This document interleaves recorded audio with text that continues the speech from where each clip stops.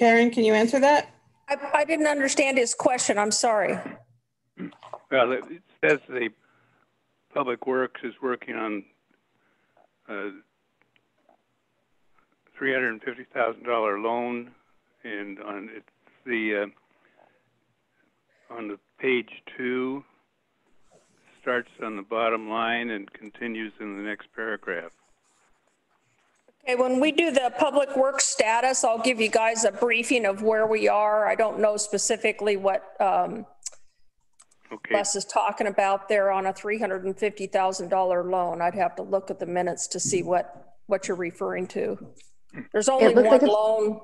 There's only one the water loan. resiliency project. Yeah.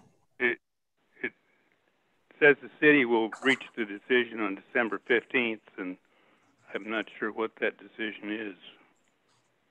Karen, I think that had to do with the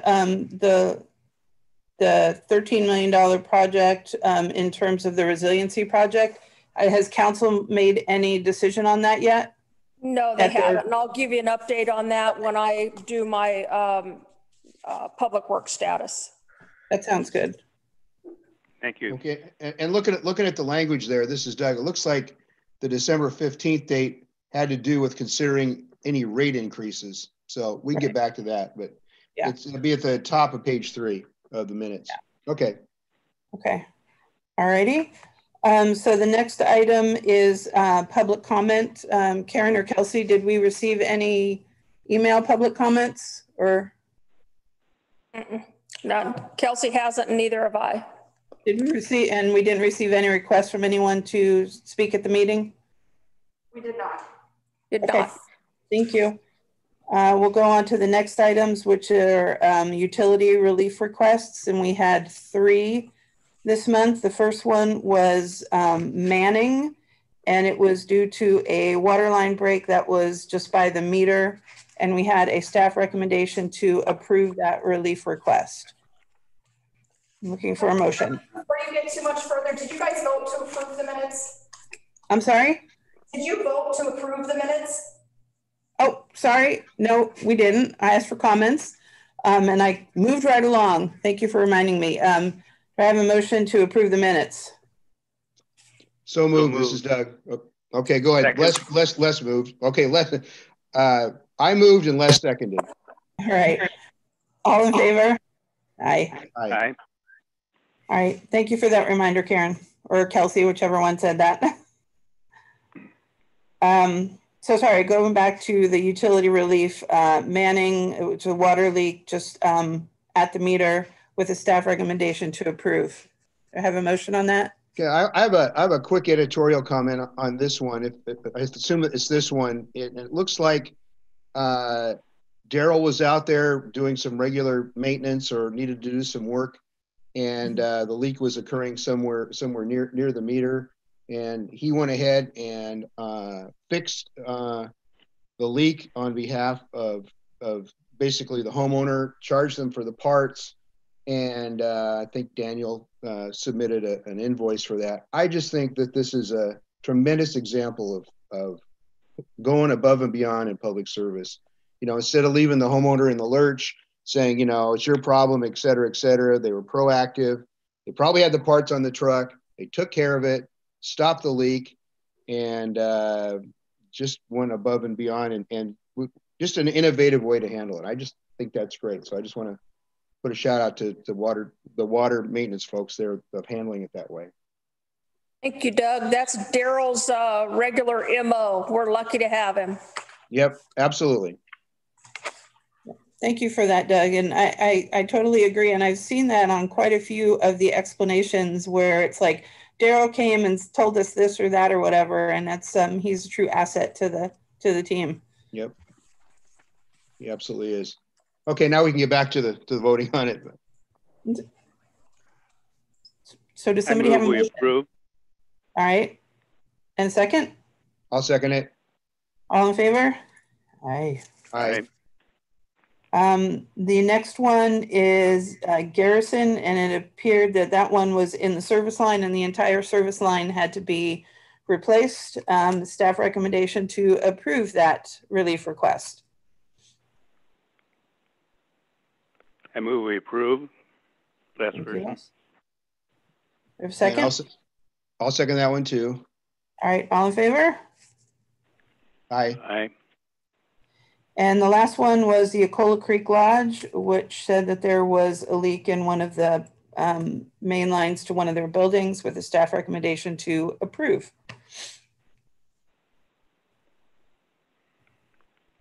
That one's I agree with the approval, but that's a lot of money. It is a lot of money. And I mean, what they're getting reimbursed for in these, if we recall, is for the sewer portion of the bill, because the water did not go into the treatment plant. They still will have to pay for the water associated with that. I'm just revisiting this real quick. I'm looking on my other computer here. No worries. Was there a long period of time where this was leaking and they didn't know? Is that what they said? Yeah, it talked about it being there for like August through, I'm looking real quick. Another one where they couldn't get. It says August 20th through October 29th of. Yeah. It was a leak that had been happening for a while. Okay, I think that's fine, but you know, I noticed on our water resiliency study that Cannon Beach water consumption is actually going down, so we're doing a good job. But when you see a high volume like this to be a commercial property, right? Wouldn't they know that something was going on? I mean, well, I think they knew, Doug. It's just sometimes it takes a while to actually find where the leak is. Okay. I work with customers on a daily basis where, you know, we're searching and searching for a leak. It's not just as simple as sometimes it's a toilet or a faucet. If it's underground, it's a little difficult to find, especially with these folks where they can't shut the water off to the complex. Okay. So I get why it takes them so long sometimes to find these leaks. Daryl always lets them know right away when they're on the leak list, but like Trevor says, it takes time to isolate it, especially when it's a bigger facility like this. Oftentimes even homeowners, if they're second homeowners, what Daryl does is he shuts the water off or turns it way down so it minimizes the leak until they can get a plumber out to get it dealt with. Plumbers don't always respond right away. They may give you a date the following week or something. Right. And so, but when it goes on for months, it's typically signs of a bigger facility that they're trying to isolate where it is. So it's a process of elimination. And it'll go on like that. Daryl just continues to work with them until they can figure out where it's coming from. And in those locations, you can't turn the water down to minimize it. Okay, that makes sense. Thank you. Mm-hmm. All right, so do we have you already made a motion on that one, correct, Les? Yes. All right, do I have a second? I'll second this one. All right, all in favor? Aye. Aye. All righty. So let's moving on to discussion and informational items. The first item is the public works status. So it's you, Karen. Okay, so let's, I'm reading the notes on the top of page 3 where it talks about the 350 loan forgiveness. Mm-hmm. My first topic is to let you guys know we're working on budget right now. That has already started.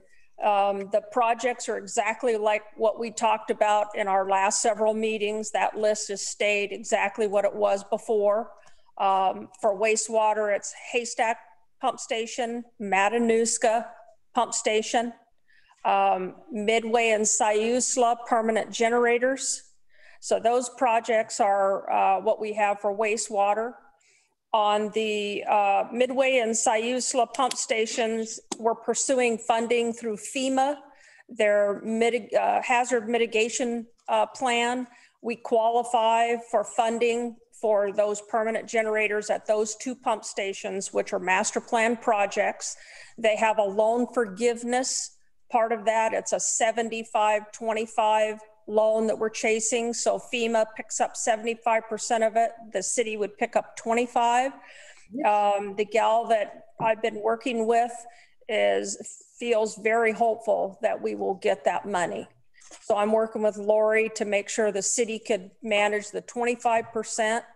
And we'll see if we get that money or not. The idea with that particular project, those two pump stations would be done together because they're so small, it would be unlikely we could get a contractor to just do one of them. It would be, the cost for just doing one would be far more than if we did both of them at the same time. So what I'm asking the budget committee for, and pending this FEMA loan, is I would like to engineer it this year and then construct it in 2022. So kind of get on that that rotation that Les and all of us talked about in the very beginning, where we're engineering 1 year, constructing the next, and you're doing that with each project. So financially, you could manage that a little bit better. So go ahead. You had a question, Carolyn? Yeah. Since you're pursuing some grant money that's forgivable on this, which is great. Is it possible to add or to do the 3 stations that need generators instead of just the 2? That's a good question, because we have 4 pump stations remaining that need permanent generators. That was Haystack, Sitka, right? Midway, and Siusla. Haystack will always remain mobile, right, because the homeowner, that's on private property. The homeowner has not agreed to allow us to expand that pump station to have a permanent generator. So that will remain mobile from here on out unless that homeowner changes their mind. Right. Originally, I was chasing all 3 remaining pump stations. But when Trevor and I were talking about it, the cost for Sitka almost does not make sense at this point. It's very low on the priority list, if you will. So instead of chasing money for that, I think we decided to do the Midway and Siusla, since it is a higher priority, and put the money we would have spent for Sitka towards the other higher priority wastewater projects. And then the intent would be to just leave Sitka as a generator site for the foreseeable future? Yeah, so what we would end up with is Haystack and Sitka would be our 2 mobile stations. And at some point, when we've made headway on these more higher priority projects, then we could go back and look at Sitka. But right now, because it moves such a small amount of sewage, it just doesn't seem to be a high priority that we could justify spending the money adding a permanent generator there versus some of the other greater needs that we have in wastewater. About how many customers does that particular lift station serve? Do you know? Sitka handles everything south up Sitka Street pretty much. Okay, so not a whole lot.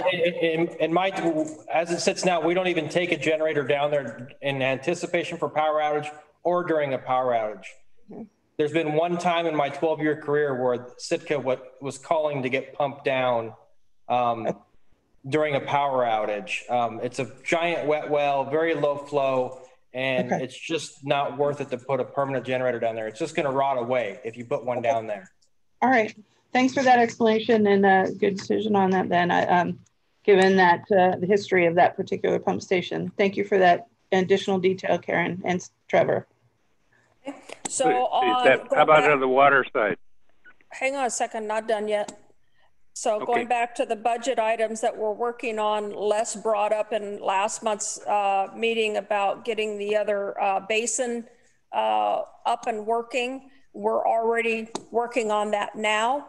And so that will happen over the course of time, but it is not a project that we're going to ask the budget committee for specific funding to get it up and going right away. It's a process it's a project that we can work on now, and we've already started that. So that is being addressed and will be up and working.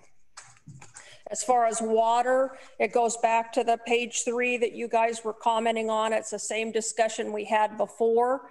It's a matter of breaking that project down into the phases that we feel are the best approach. That has been talked about in many different ways to break it down. What we discussed in our last several meetings was the phase one being getting water from the springs down to the RV park, all the piping that's associated with that, so that we can get water to town within 72 hours of an event. That does not include the replacement of the tank. That only includes that piping and everything that involves getting it down to the RV park for distribution. It also includes 3 seismic valves. If we do just the seismic valves and the piping, the vaults and everything associated with just those valves, that's $536,000. That piece qualifies for the $350 loan forgiveness. So that's what that reference in the minutes, that's what that references. If we only did the seismic valves, the vault, the valves, all the piping and valving associated with getting each tank with a seismic valve, that's $536,000. That would include site improvement at the concrete tank, so that if that tank fails, we don't have significant, damage to our public works yard as a result of it. That is $536,000. That could be phase one at $536,000. It qualifies through Business Oregon for 50% loan forgiveness. So that is what I have advocated to Bruce that I feel phase one should be. He's looking at making phase one all the way down to the RV park, as I just described, to ensure that we get water to the community within 72 hours. That would be 3.2 million. That is what's going to be discussed with the council in February concerning rate increases. We do not qualify for these Business Oregon loans without showing our payback ability, which requires us to have some sort of rate increase. If we don't do that, then my efforts to continue to pursue these loans comes to a screeching halt. So that's what's on the council agenda for February for discussion, if the council is willing to do any type of a rate increase to be able to pay towards these loans that we're pursuing. Business Oregon has $2 million they're ready to give me today. I have to show that we're going to do some sort of rate increase to be able to pay that money back. Our rates currently do not cover that. All right, let me kind of clarify something, Karen. You said the 536,000 phase one was the valves at the 3 tanks, correct? It is the valves at the 3 tanks, everything associated with that. So the valves, the vaults, all the piping and the controls for the seismic valves, and the site improvement at the concrete tank to keep the flooding from impacting the public works yard. That is what's 536,000. And then the 3.2 is the new lines from the springs to the tank, and then from the tank to the RV park? It brings it from the springs to the tank, to the plant, and down to the RV park. So all of that entire route down to the RV park for distribution. Okay, and is that in addition to, obviously, to the 536,000 for the seismic valves, or is that inclusive? Yes. It's in addition to?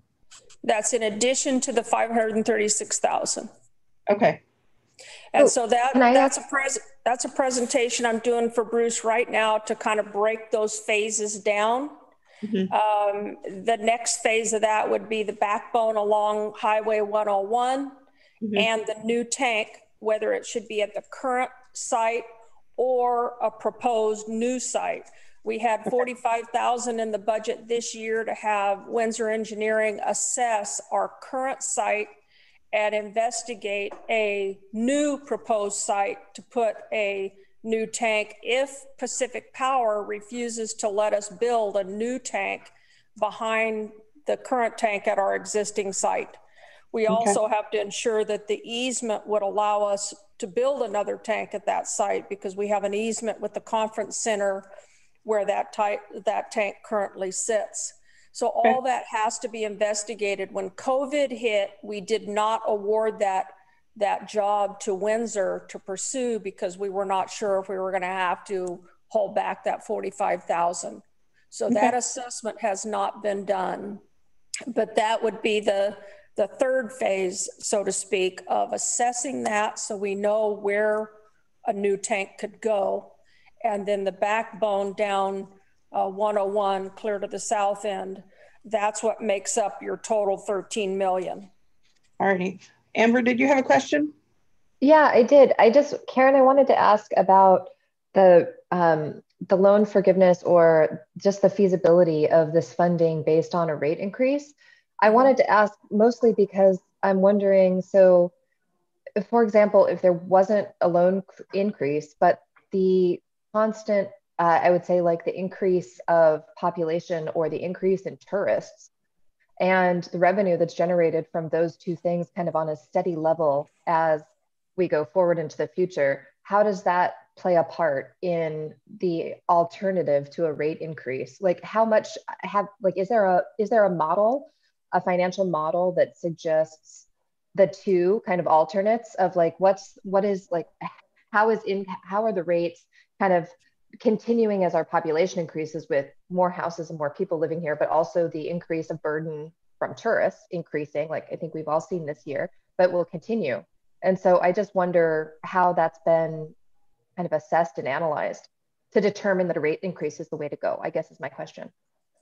That's a good question, Amber, and that there's been a lot of discussion around that. As far as the tourists paying in to the burden that they cause on our infrastructure, we've talked about a food and tax, beverage and tax type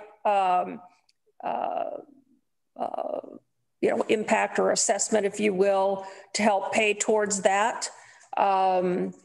There's been a variety of discussion around having the day trippers pay more into this than the homeowners that live here and are saddled with the rate increase. And I think the bottom line is, and Carolyn and team weigh in on this, I think it's a balance of all the above that has to happen. There is no one thing that is going to help us address a $13 million need to replace all of our lines that are identified in this project in the master plan. I think it's going to be grant funding. I think it's going to be federal FEMA dollars that are released for infrastructure. I think there's emergency management funds that qualify for some of this activity. I think that a food and tax, beverage and food tax should be considered. I think a small rate increase every year should be our constant, instead of these big leap 35% increases like what we went through in 2017 or 2018 when we did our last increase. People can't manage those types of leaps. And I think the intention when we did that increase was that from that point forward, we would be doing some small rate increases each year. And as you know, that didn't happen. COVID hit. It certainly wasn't something people were open to. And so now we're once again behind the 8 ball, where we're not doing small, even if it's a 2% rate increase each year, to be able to manage the projects that we have in this 20-year master plan. Karen, I had a question in relation to the lender. Apparently the lender requirement that we demonstrate that we're going to have a rate increase, or we have a rate increase as a condition of the loan. Are they requiring demonstration that the rate increase would be sufficient to completely pay back the principal of the loan? And a secondary question is, if we did pass and institute a rate increase that would demonstrate to the satisfaction of the lenders whatever they want, Are those loans still subject to forgiveness? Partially? The principal forgiveness is based on the dollar amount of the loan and what qualifies for the principal forgiveness. So there's a lot that goes into that. $13 million loan wouldn't qualify for a 50% loan forgiveness. It's typically when you're breaking a large project down into smaller chunks and you're doing it over a period of time. Just like these loans, some of them qualify for a 1% interest rate over 30 years. Others are 3% over 40 years. And it depends on the nature of the project. If it involves line replacement, or if it involves building of a tank, or if it involves generators for wastewater, all these loans have different qualification factors, if you will. It's very complicated. But to go back to your question and to address that, it's complicated in the sense that they're only sending you invites out for certain types of loans that are available for funding. So what I have to do when those announcements come out is I look at every single one of our projects and I decide which of those projects would qualify, number one. And then number two, where do they rank on the pecking order that we put them in the master plan? Are they a priority 1, priority 2, or priority 3 project? Typically what I would do is bring it back to the Public Works Committee and say, we have this loan opportunity and it may be for a priority 3 project. Do you want me to go ahead and pursue this funding, or would you rather us pass that up because it's a priority 3 and we have greater priority 1 or priority 2 projects? Unfortunately, the turnaround time for some of these loan invites are very short. It may be less than 30 days for me to file a letter of intent that I want to pursue the loans. So typically what I do is I'll go ahead and file my letter to get us a place marker to pursue that money, and then talk to you guys the next month when our meetings roll around. Sometime I don't always have that opportunity, so I have to pursue the funding quickly, and then we can always pull back and say we don't want to take it. The downside of that is those people get tired of us saying we want it. You go through all the process of it, and then you wash your hands of it and say, never mind, we don't want the money. Because that actually takes it away from some other municipality that may have needed the funding and would use it. So it's a slippery slope. As far as the loan forgiveness, it's typically projects that are $500,000. I haven't seen one that was $1 million that qualified for 50% loan forgiveness. It's usually the smaller ones. That's why it's more advantageous for us to split these projects down into the smaller chunks, if you will. And quite frankly, when I look at my team and what we have the capability to do each year, I've given Bruce $1 million as kind of our maximum of what I could actually manage and do every single year. It's tough to do any more than $1 million project every year just because of the magnitude of what that takes. Does that answer your question? Yeah. Yes, it does, and at least in the bigger picture, and that's really all I needed. And once again, thanks for all your hard work on chasing down these funds. It's like you said, it's complex, and then you add time pressure on top of it. I understand, so appreciate your efforts. The other thing too is they don't dictate to us how much our rate increase needs to be, but what they do is I have to show the ability for us to pay it back. So Lori provides all the financial, status, if you will, for the loan that we're pursuing. And they have their own folks that look at that and they decide. It's just like when you apply for a mortgage. Right. They evaluate that, decide if you're going to be able to make your house payment or not. The Business Oregon does the same thing for the city when we pursue these loans. They look at what our current rates are, our ability to be able to even manage our maintenance under our current rate structure. And if they see that we're not even making it to manage our maintenance, much less pay a loan back, we don't qualify unless we're showing that we're doing a rate increase. And because we've done 0 rate increases since 2017, 2018, that's a concern for them. Okay, most municipalities do some sort of a small increase every year. And they don't see that with us. So they've questioned me on that. Right. And we're probably in competition with, like you say, other municipalities that have that type of systematic increase in place. I can just tell you on the 1% 30-year loans and the 3% 40-year loans, huge competition.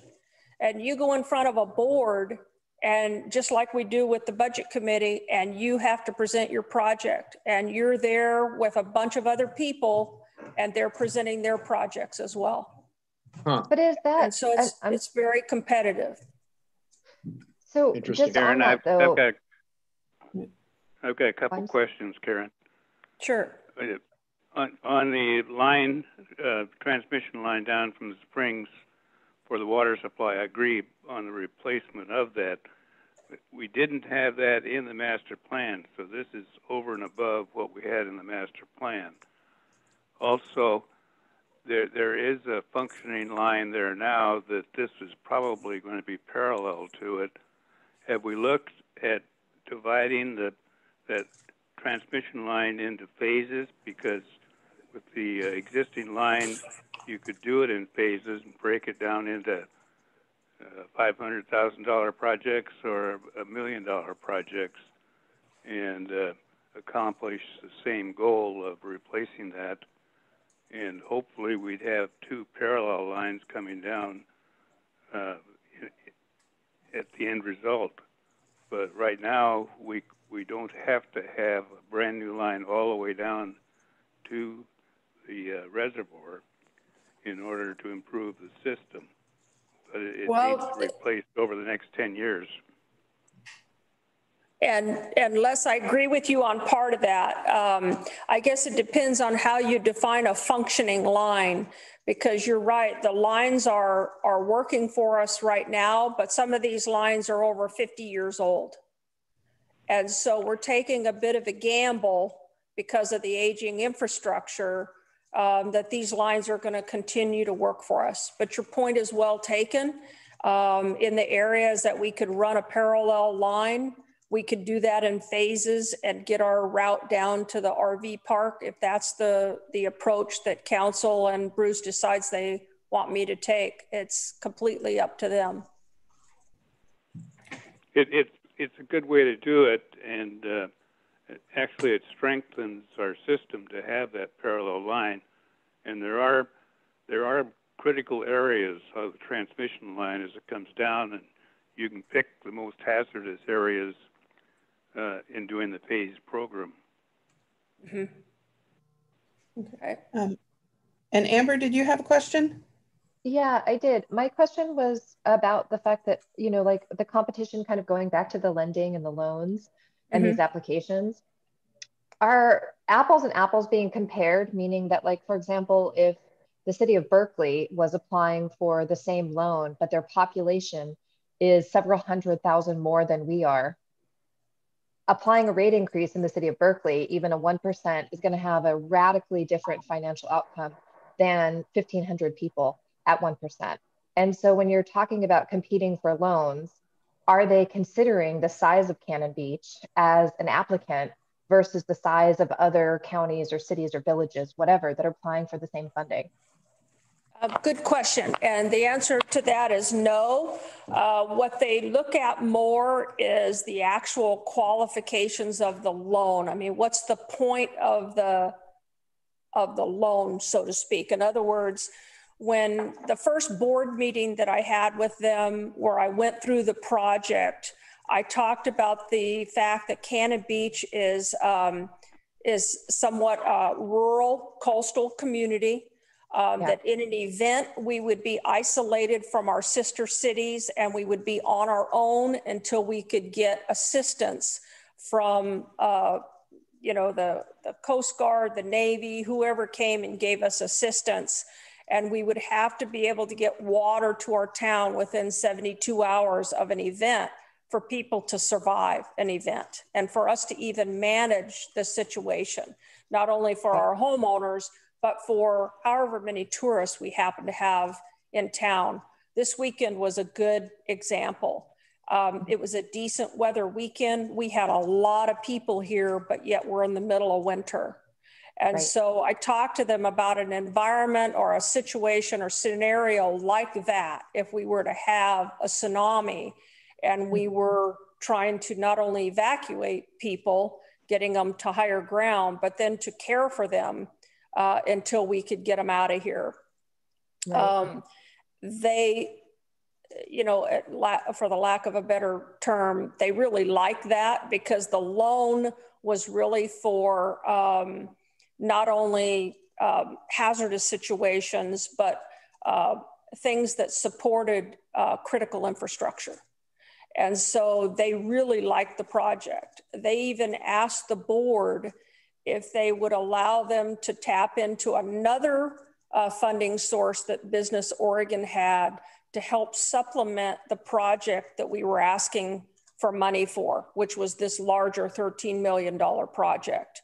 They wanted to try to get us the money to address that first phase, if you will, that I discussed with you, to get water down to the RV park for distribution and to do the site improvement where our concrete tank was to prevent our public works yard from being damaged.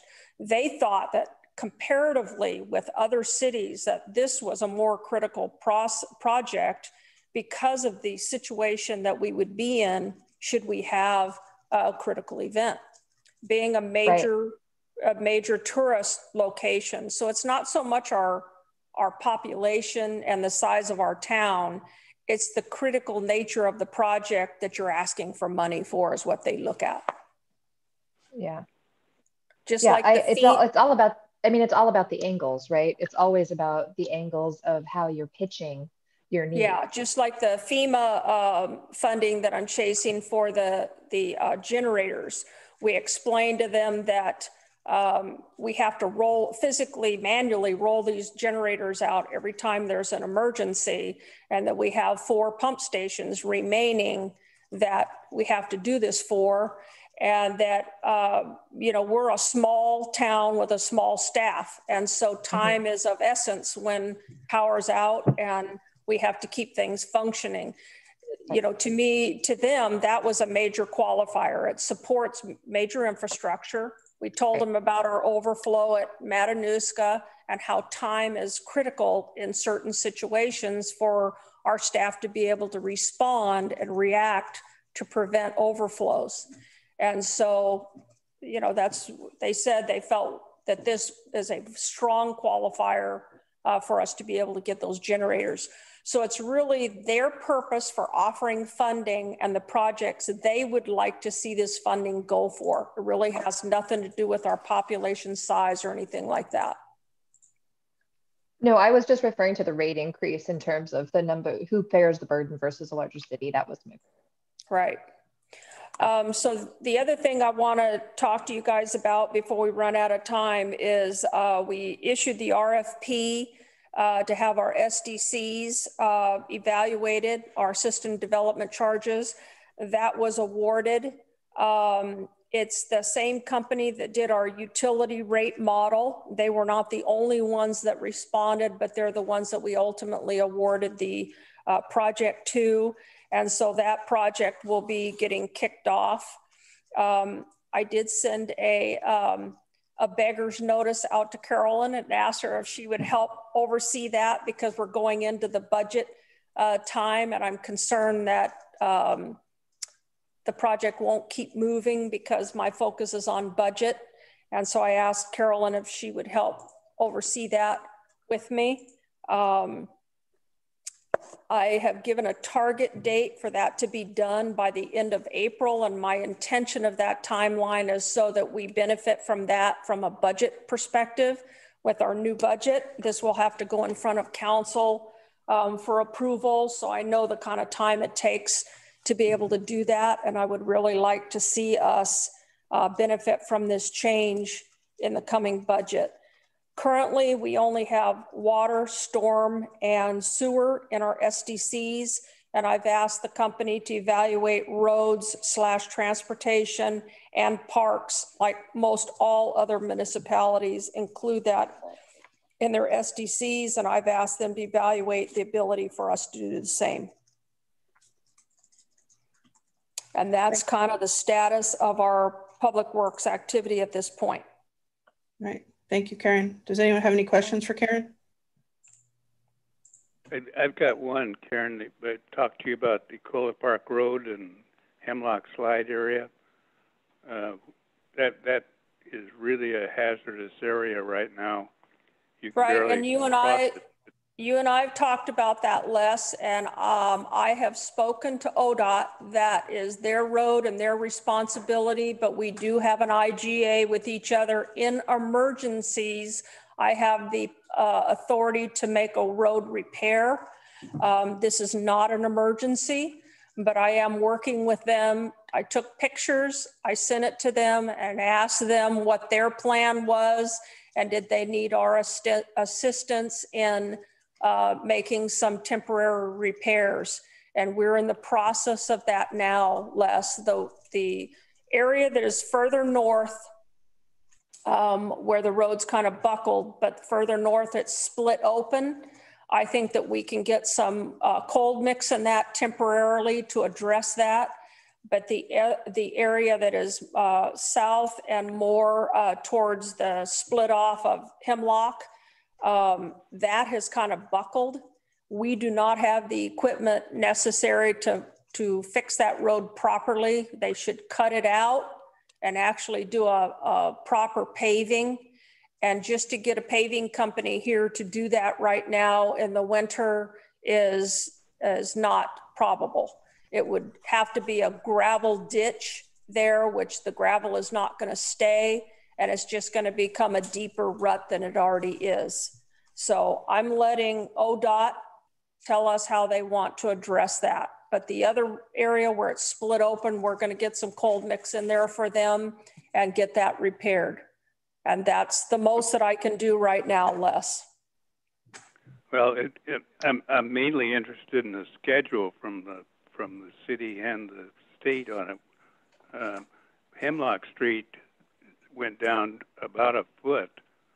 Right. In the area I'm aware right of that, now, and the guys are working on that. Yeah, yep. But that's what's pushing that road out is Hemlock Street too. So the city yep. has responsibility there too. And I'm really asking so I can answer the neighborhood's questions as to, is there some action being taken and a schedule when we can expect something happening this summer to get over this really hazardous road that we have, and the traffic is really bad with everybody off on sick leave type of thing. That Ecola Park has as much traffic as Hemlock Street does. Mm-hmm.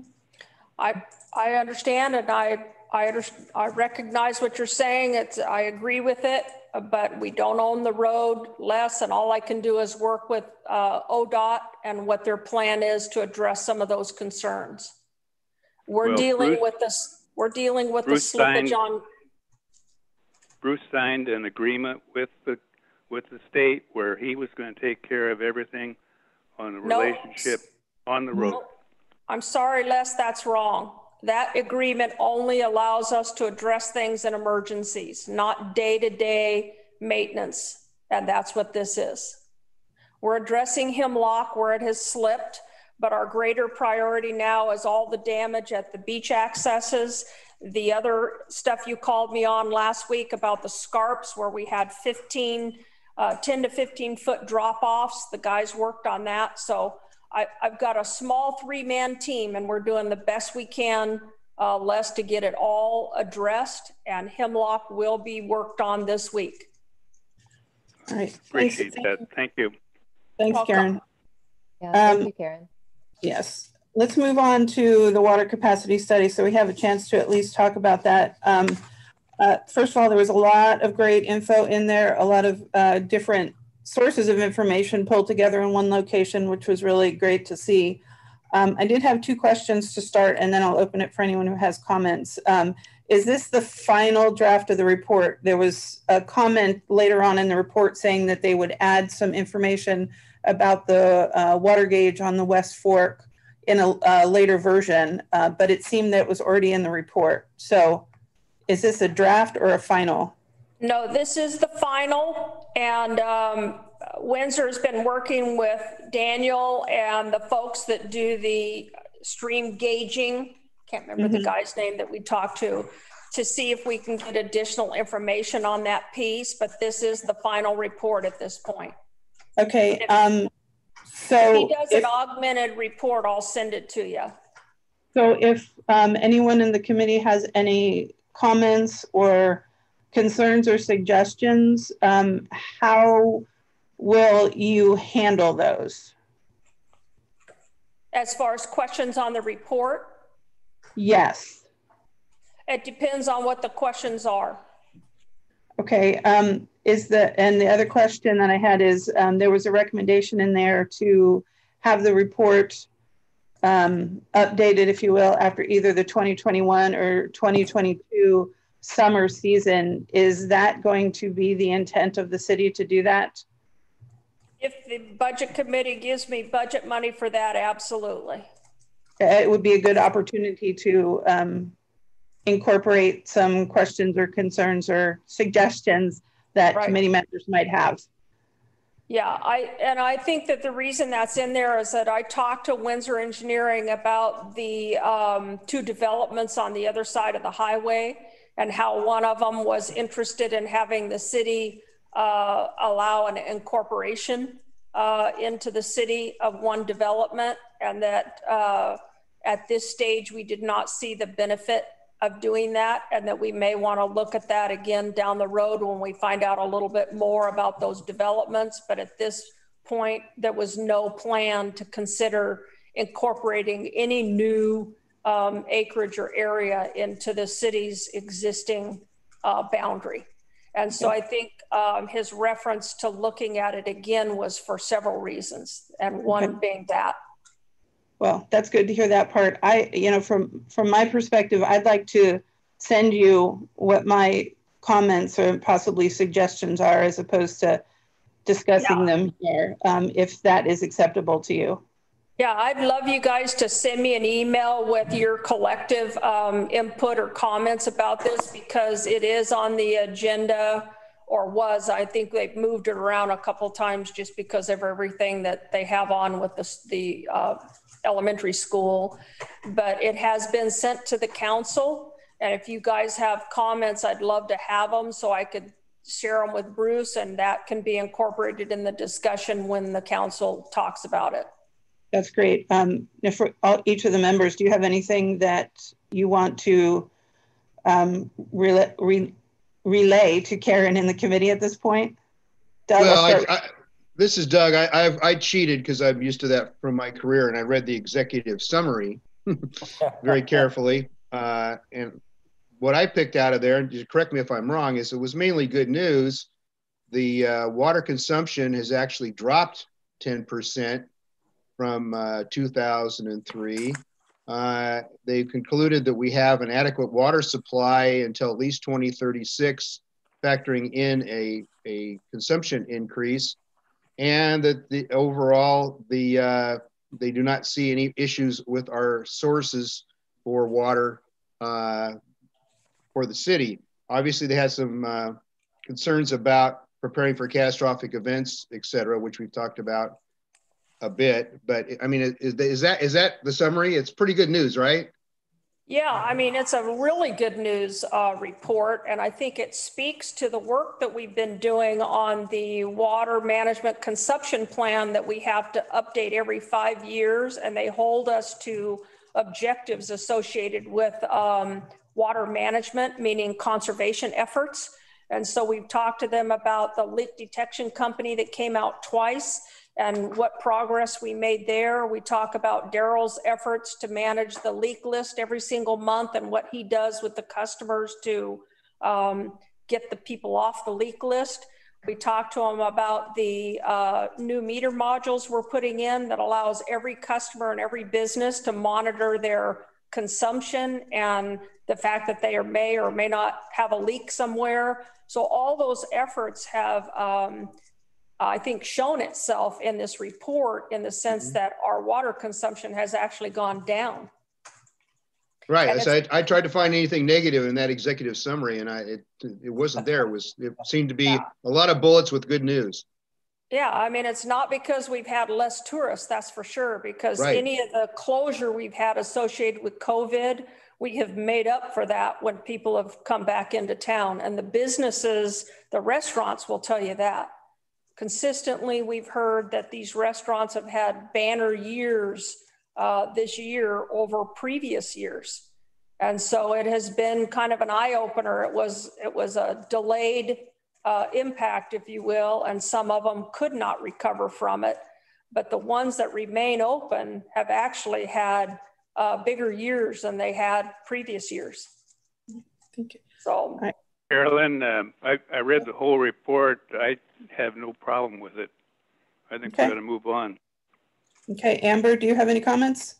I have one question, and this might just be just due to my kind of newness and addition to this committee and things that have been talked about. But my question is, as I'm reading this report, and I read it last week when Karen shared it with me, but my question is, so while we might have adequate supply coming from the streams, and I mean, I think the report was just really interesting the way it outlined the rights that Cannon Beach has over, you know, the state and other areas having rights over that water kind of in priority order. And that was fascinating. But how does the logging that happens kind of east of us affect the fact that those streams currently have great flow and they're adequate? And even with our reduced usage, like those are all very good points. But how does what happens with Greenwood Resources and everything to the east affect that creek? And so if they are going to be logging, because I ride my bike back there, and they have been logging, how does that affect our creek? And I didn't see that really mentioned here. I saw forest fires mentioned, but I didn't really see the effect of logging areas as it would encroach or get close to our forest and watershed reserve. Amber, that's a really good question. And I think that's, you know, that's one of the questions I had with respect to not only the logging operations, but, you know, if we did have a reduction in the stream flow, what the effect that would be on the salmon habitat within the streams, which is where the state's water rights for the stream reside based on the salmon habitat. And I think those, I think, are concerns that the city as a whole needs to consider and how they want to manage the reserve. And that was one of my questions with respect to the report. And I'm thinking that perhaps the report really was more focused on the water production for city consumption, as opposed to maybe that competing goal of, you know, maintaining enough water flow in the stream. And I'm just not sure if that was part of the scope of work for this report. And Karen, maybe you can talk to that a little more in depth. Well, hold on one second. I want to clarify something. So if there's if there's a lot of logging or if there's a erosion, then it would affect the quality of the water that's in the stream. Not so much that it would, I mean, yes, it could reduce it, of course. But if there was erosion, then that would potentially gunk up, just like we've seen with the king tides, and we've seen with like these, you know, the excessive water that's flowing through Ecola Creek right now. It's brown, it's a lot of debris and all that kind of stuff. And so I'm just wondering how, I was surprised it wasn't mentioned, honestly, for that one of those reasons. Mm-hmm. What drove this report, or what drove us to request Windsor take a look at this, is one of our council members, Robin Risley, asked Bruce, had there ever been anything documented as to how much water we have available to us based on our springs? What is our capacity? And this discussion was generated out of the discussion of the two large 30-acre parcels that sold on the east side of the highway, and the inquiry of one of those owners to come to the city and ask about potential incorporation. They were concerned we would run out of water. So the scope and the purpose of this report and Windsor's evaluation was simply to tell the city what our potential capacity was, and nothing more. So send me those questions, and then I can talk to Bruce about any further evaluation that Windsor would be hired to do if he wants to incorporate these other questions and evaluation into that. It would be the next phase, if you will, but this evaluation was simply to answer the council's question about what our capacity is. What is our maximum capacity of water? And as you know, out of their retreat was discussion once again about acquiring additional acreage to add to our watershed. And that was discussed when I first hired on over 3 years ago, and it's still being discussed. And so they wanted to know what our current capacity is. And that was the purpose of this report. And Amber, to your concern about the water quality, I might suggest that perhaps if you get involved with the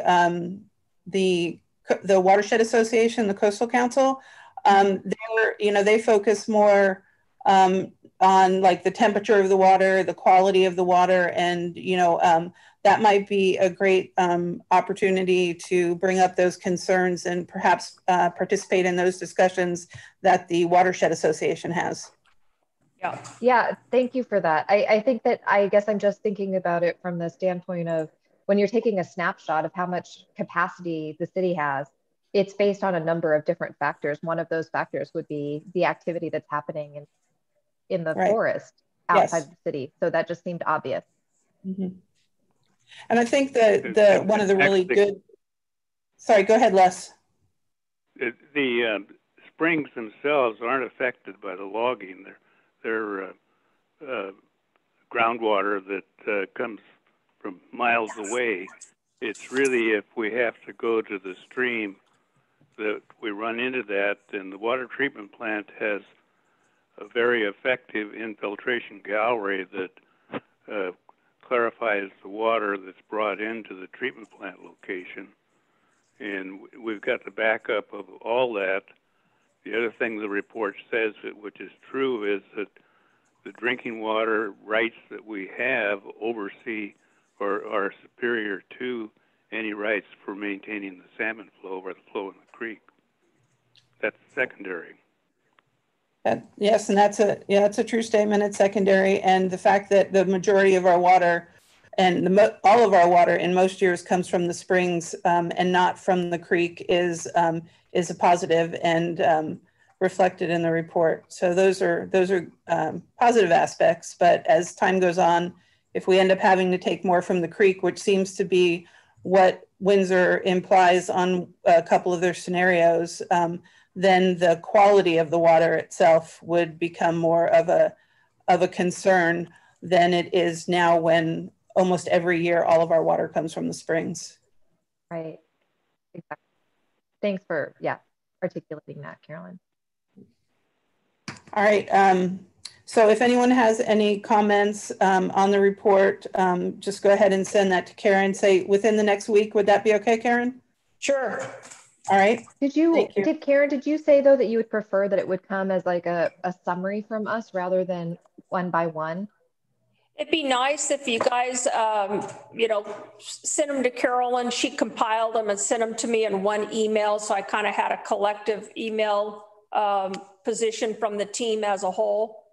Okay, that's a good, okay. So if everyone sends them to me, and then I'll just compile them all and forward them on to Karen. And Karen, as you probably suspect, you know me, I get into the weeds and the details. So you might get some weeds and details kind of. That's all right. I see you all looking at each other and doing that. Oh yeah. It's all right. All right. That's why you're the boss. My main thing is I wanted to make sure that when somebody who's not familiar with the water system kind of picks this up and reads it, they don't get some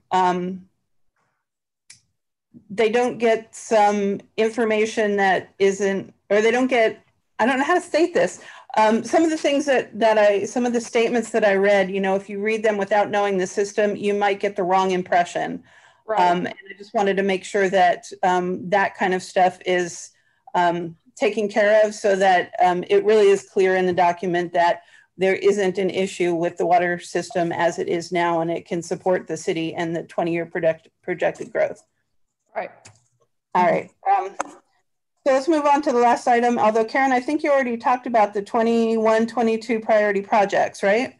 I did. Unless you guys have any questions with what I've shared, I'd like to know before we get into the council discussion on rate increases and all that. If you have a difference of opinion on anything that I've outlined, please tell me before I get into that forum. So Karen, when is that again? Is that a firm date where rate increases are going to be discussed at the council? I don't have the council agenda in front of me, but it's in February. Okay. I'll shoot out the note and let you guys know where it is on the agenda. It's been moved around a couple times, and but Bruce is really adamant about getting it in front of them so that we know from a budget position and from this loan. I've got to get back with Business Oregon and answer them on this loan. Okay. So it's definitely going to be next month then. Okay. Oh yeah. Oh yeah. Okay. And the only other project that I didn't mention, you guys, and I want you to be aware of it because I'm going to be sharing it with the Parks Committee and with Rick in Emergency Management, is we had our ADA audit for all of our disability accessibility sites throughout town. We're required to have it every 5 years. They just got done with that report. It's a great report. We did very, very well in the report, but there are some recommendations, nothing that were in violation of any of the ADA codes, but there's some recommendations that I think the Parks Committee will be able to put some projects around. And then regarding the tsunami routes and evacuation routes, I think Rick will be able to address some things in there that were identified. So just be aware that that's occurred and that we did well, and that information will be going out to the appropriate members for future project planning. And where does that show up budget-wise? Is that in parks or? It'll be in parks. The majority of it is it falls in parks. But like I say, there will be some things that I think under emergency management for the tsunami routes and things like that would be more appropriate in Rick's budget. Okay. And I just wanted to clarify the water projects. What I remember you saying earlier on was that you were advocating for the seismic valve replacements and the associated work at the tanks, but Bruce was perhaps going to push for the replacement of lines all the way down to the RV park. Is that correct?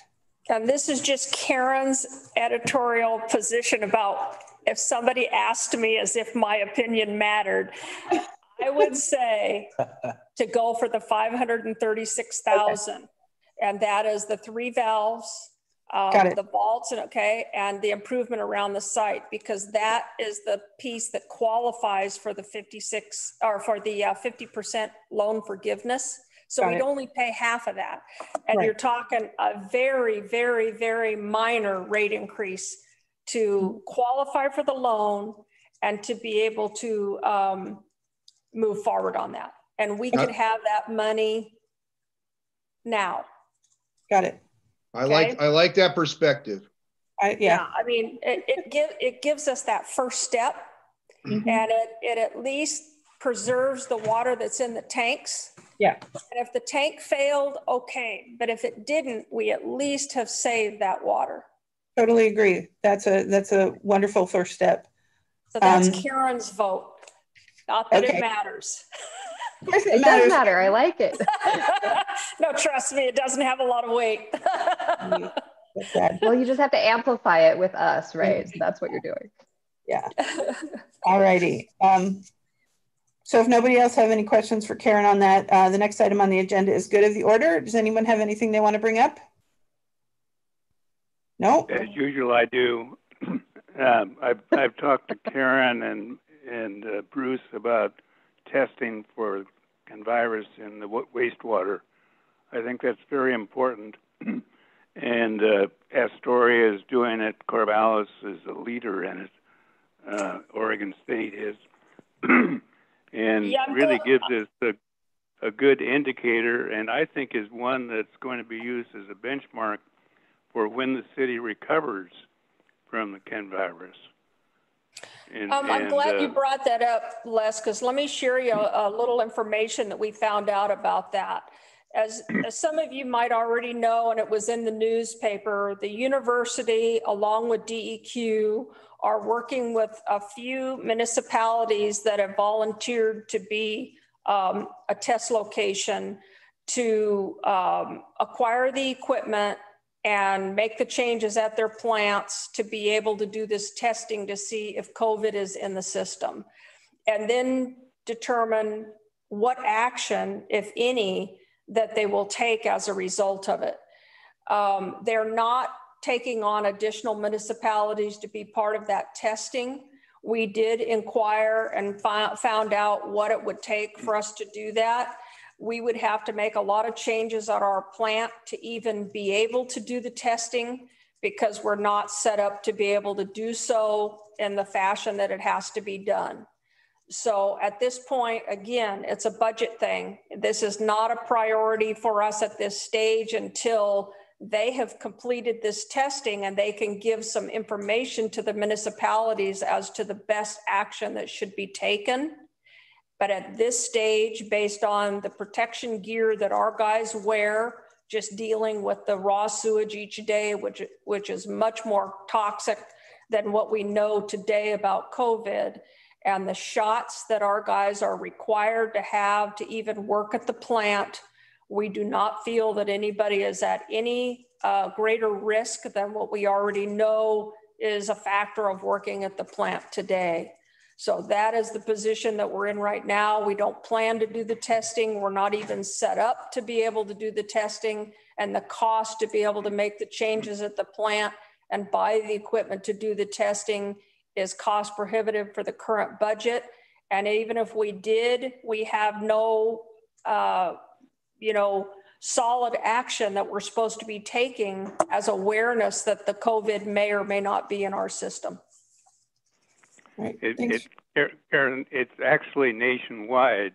They're doing this in Boston right now, and they actually test things clear back to the sources of retirement homes and things like that. It's not just Oregon State; it's nationwide. Right. We ought to follow it and be ready to implement it when we can, and we can talk about it later. The other one I had was, has the public works staff from the wastewater side been vaccinated? And are they on the list now? I think they're the most critical ones outside of the emergency people to need to get vaccinated in the process. And reading the lists out of the Astorian and such, I just don't see where we're at. I hope they've been vaccinated already, including any of the subcontractors that we have that clean up the restrooms and such. Right. Well, as far as our staff, Rick is working on getting vaccinations for any of the staff that wants to have those vaccinations as soon as they're available. At this stage, according to DEQ, our wastewater staff is no more at risk than anybody else in the city staff based on our day-to-day responsibilities. And they're the ones that dictate the vaccinations that are mandatory for our wastewater workers. Outside of that, DEQ has not given us any direction on mandatory vaccinations that are required. So our wastewater staff will take the vaccinations at the same time anybody else does, and it's on an optional basis when those vaccinations become available. The city has not made a decision to make those vaccinations mandatory. Well, take a look at it, because anybody that's worked in wastewater knows that you're in direct contact with sewage and sludge and all the bad parts of the end result of wastewater coming into the system, and that's where the virus is. So right. I would very hope aware that we of that. follow that very closely. Very aware of that, Les. It sounds like Karen and Rick are following the trail, and we'll take action when and if it is called for. Is that a good summary, Karen? Right. All right. Thank you for the question, Les. Does anyone else have anything for good of the order? All right, we're adjourned. Thank you all. Thanks, Thank you. guys. Thank you all. Have a great week. You too.